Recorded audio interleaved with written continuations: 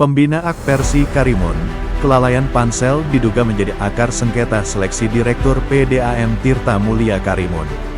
Kasus sengketa seleksi Direktur Perumda Tirta Mulia Karimun kini tidak lagi sekadar dipandang sebagai persoalan pengangkatan pejabat BUMD. Di balik perkara yang sedang diperiksa Pengadilan Tata Usaha Negara Tanjung Pinang, muncul dugaan adanya kelalaian serius panitia seleksi atau pansel pada tahap verifikasi administrasi yang dinilai menjadi titik awal lahirnya sengketa hukum tersebut. Pembina DPC Akpersi Kabupaten Karimun menilai persoalan ini harus dilihat secara utuh, objektif, dan berdasarkan prinsip negara hukum agar publik memperoleh gambaran yang benar mengenai akar persoalan yang sebenarnya. Regulasi harus dihormati. Persyaratan calon direksi wajib dipenuhi. Akpersi Karimun mendukung penuh penerapan seluruh ketentuan yang ditetapkan pemerintah mengenai pengangkatan direksi BUMD. Setiap calon direksi wajib memenuhi persyaratan sebagaimana diatur dalam Peraturan Pemerintah Nomor 54 Tahun 2017, Peraturan Menteri Dalam Negeri Nomor 37 Tahun 2018, serta Peraturan Bupati Karimun Nomor 3 Tahun 2021. Regulasi Kementerian Dalam Negeri adalah instrumen hukum yang wajib dihormati. Tidak boleh ada toleransi terhadap persyaratan normatif. Namun apabila panitia seleksi telah menyatakan seorang peserta memenuhi seluruh persyaratan administrasi, meloloskannya pada seluruh tahapan seleksi, kemudian menetapkannya sebagai calon direktur terpilih, maka tanggung jawab atas proses verifikasi administrasi tersebut berada pada panitia seleksi. Persoalan administrasi tidak boleh serta-merta dibebankan kepada peserta yang telah dinyatakan lulus berdasarkan keputusan resmi negara. Diduga terjadi kelalaian administratif.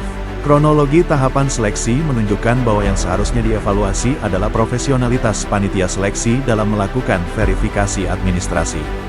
Berdasarkan penilaian terdapat 3 hal yang layak menjadi perhatian. Pertama, dugaan kelalaian administratif karena verifikasi tidak dilakukan secara menyeluruh sebelum peserta dinyatakan lulus. Kedua, adanya informasi administratif yang tidak akurat ketika dinyatakan bahwa seluruh dokumen telah lengkap 100%. Ketiga, tidak dilakukannya klarifikasi maupun evaluasi administratif ketika muncul persoalan setelah proses verifikasi kementerian. Apabila ketiga keadaan tersebut terbukti berdasarkan alat bukti yang sah, maka tentu harus ada evaluasi dan pertanggungjawaban sesuai ketentuan hukum. Negara tidak boleh membiarkan kesalahan prosedural berulang karena hal itu akan merusak kepercayaan masyarakat terhadap sistem seleksi jabatan publik. Administrasi, perdata, hingga dugaan pidana. Akpersi Karimun mengingatkan agar masyarakat dapat membedakan antara pelanggaran administrasi, tanggung jawab perdata, dan pertanggungjawaban pidana. Karena tidak setiap kesalahan administrasi otomatis merupakan tindak pidana. Namun apabila dalam proses penegakan hukum nantinya ditemukan alat bukti yang menunjukkan adanya penyalahgunaan kewenangan, penyimpangan jabatan, atau tindakan yang dilakukan secara sengaja untuk menguntungkan pihak tertentu, maka penanganannya dapat berkembang sesuai mekanisme hukum pidana yang berlaku.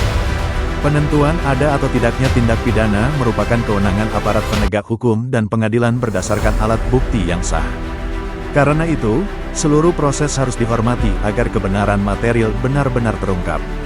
Sebagai pembina DPC Akpersi Kabupaten Karimun, saya ingin menegaskan bahwa tujuan utama penyampaian pandangan hukum ini bukan untuk menghakimi pihak tertentu, melainkan mendorong perbaikan tata kelola pemerintahan.